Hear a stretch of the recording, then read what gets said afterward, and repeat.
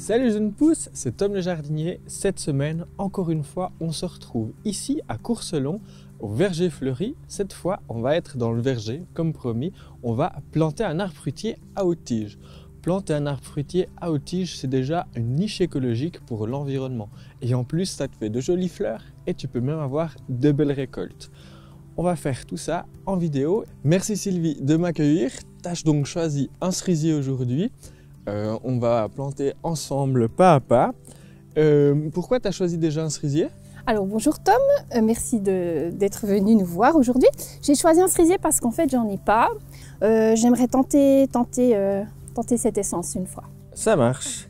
Quand on creuse un trou de plantation, il y a des choses assez importantes à voir. Quand on fait à la pelle, il peut créer une couche imperméable au fond. Donc là on voit que le fond il a été travaillé, c'est parfait. Et on évite aussi d'avoir une cuvette parfaitement lisse, parfaitement circulaire, parce que les racines peuvent continuer à tourner autour de cette cuvette. Là, c'est aussi parfait. Donc, on va apporter du compost à cette terre pour un peu la nourrir et nourrir notre arbre pendant les 15 prochaines années.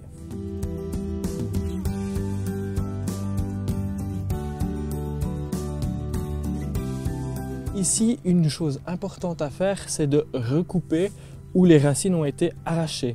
On dit que ça peut créer des blessures et provoquer des maladies au niveau des racines, donc on va éviter ça. On fait des coupes franches, nettes, pour avoir le moins de surface coupée et donc le moins de surface qui risque d'être abîmée ou d'avoir de problèmes.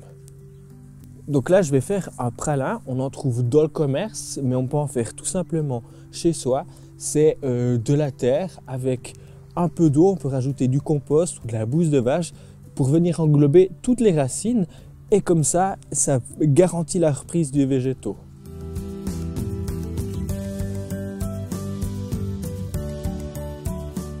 Donc là, on voit, ça commence à coller un petit peu à la pelle. C'est qu'on arrive à avoir gentiment la consistance idéale. La reprise, elle est presque garantie quand on fait ça. Et là, je vais carrément tremper les racines dedans. Si on n'y arrive pas, on les tourne un petit peu. Voilà. Et après, directement au fond. Là, on peut le voir qu'il y a le piquet. Généralement, on met le piquet de la direction du vent dominant. Et après, moi, je pourrais... Et après, du coup, je vais utiliser le pralin pour recouvrir directement les racines. Au niveau de la profondeur de plantation, on a un autre niveau du sol. Là, on voit c'est l'encoche chez le pépiniériste jusqu'où il était. Mais théoriquement, on pourrait monter jusqu'au point de greffe, juste en dessous. Un bon outil pour savoir, c'est on place notre pelle et on regarde, ça peut avoir une incidence. On va se mettre juste au niveau de la plantation en pépinière. C'est parfait là, on peut gentiment reboucher. Et je vais utiliser le talon pour tasser. Pour attacher notre arbre, il y a de la corde en fibre de coco. Elle est parfaite pour faire ça. S'il n'y a qu'un arbre, pas besoin d'acheter une bobine. On retrouve dans les astuces des anciens qu'on pouvait utiliser les bas en nylon. L'objectif, c'est vraiment de ne pas abîmer l'arbre. Donc, il y a la technique du nœud. Je passe une première fois comme ça, je viens chercher mon arbre et après je l'attache de nouveau par derrière. Comme ça le frottement se fait entre la fibre et l'arbre et puis pas avec le piquet. Avec les mottes de terre restantes, je vais les placer en forme de cuvette tout simplement pour récupérer un maximum d'eau pour les futurs arrosages. En parlant d'arrosage, même si on est en plein automne, même s'il pleut une fois tous les jours, il faut quand même lui mettre un bon 10 litres. C'est vraiment un minimum pour tasser une première fois la terre. Et après, moi je l'arrose surtout au printemps, régulièrement. Quand on voit les premières fissures dans le sol, c'est déjà trop tard. Donc il faut y aller pratiquement une fois par semaine avec au moins 10 litres par arbre.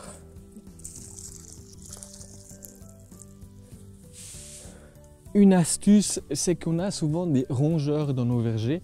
On peut planter tout autour de l'arbre des tronçons de sureau. Le sureau a l'avantage d'effrayer, visiblement il pue un petit peu dans le sol. en se décomposant et ça effraie tous les rongeurs, les campagnols, etc. etc. Là, je coupe des tronçons de un peu plus de 30 cm et je vais les planter tout autour. Il faut en mettre un maximum dans le sol.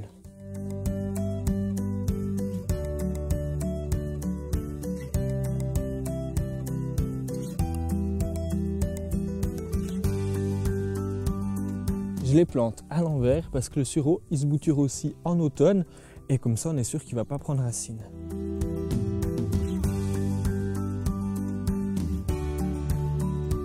Quand on plante un arbre fruitier, on peut aussi installer un hôtel à insectes, un hôtel à forficules, c'est les perce-oreilles. On va prendre de la paille bio non traitée que l'on va mettre dans un pot en terre cuite et on va l'installer à notre tuteur.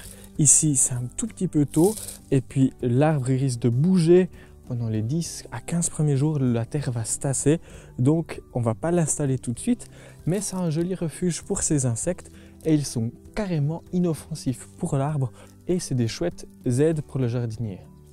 Et juste là, après quelques temps de plantation, on peut voir juste un pot avec de la paille retourner sur le piquet.